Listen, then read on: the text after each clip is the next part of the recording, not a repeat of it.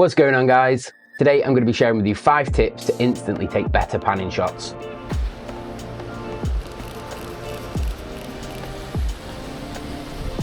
Panning shots can add a sense of motion and movement to your images, turning a static image into something more dynamic.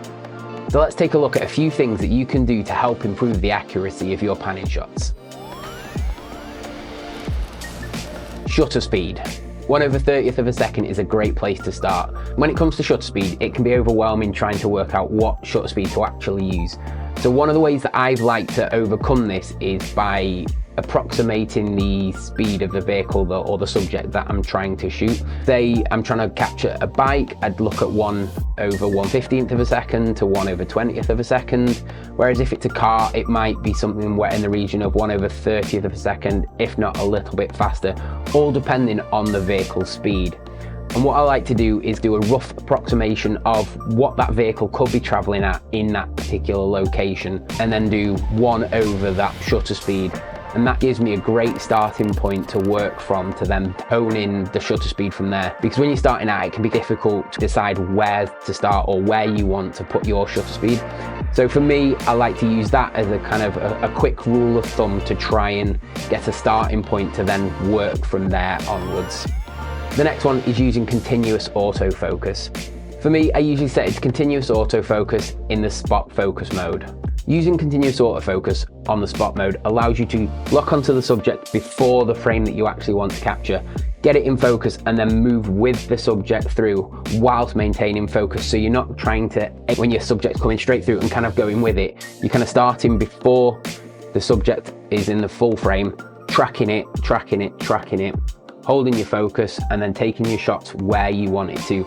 By using continuous autofocus on the spot mode, this saves the camera hunting for other subjects as you're moving, and then you can lock onto that subject as you're following through.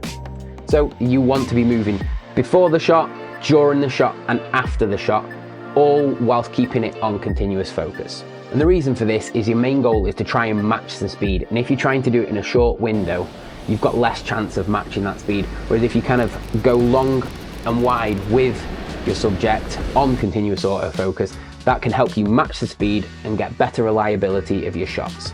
Burst mode, this might be an obvious one, but using burst mode can drastically improve your chances of getting a shot, because as you're panning with the subject, you can start taking your shots just before and then kind of taking them through the shot and just after.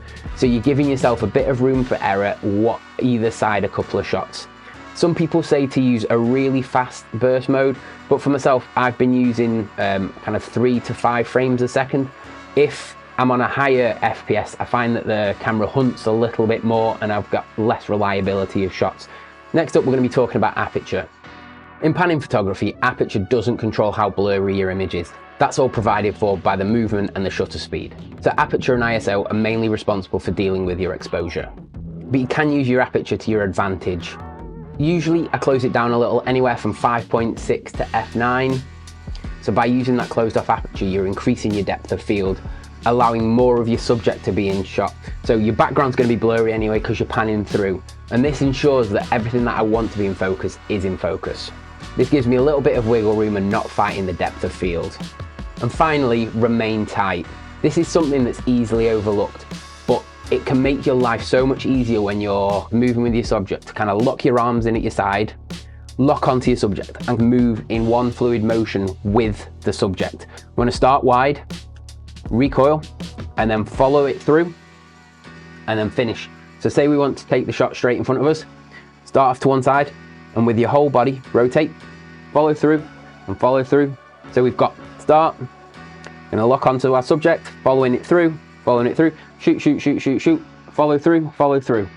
It helps you to match the speed in a smooth and controlled manner, rather than jolting and juddering and trying to catch it in that little last moment. That can create some cool creative effects, but in panning photography, if we kind of pan through with the subject, it'll help so much. So there we have it. Those are my top tips to help you take better panning photos today.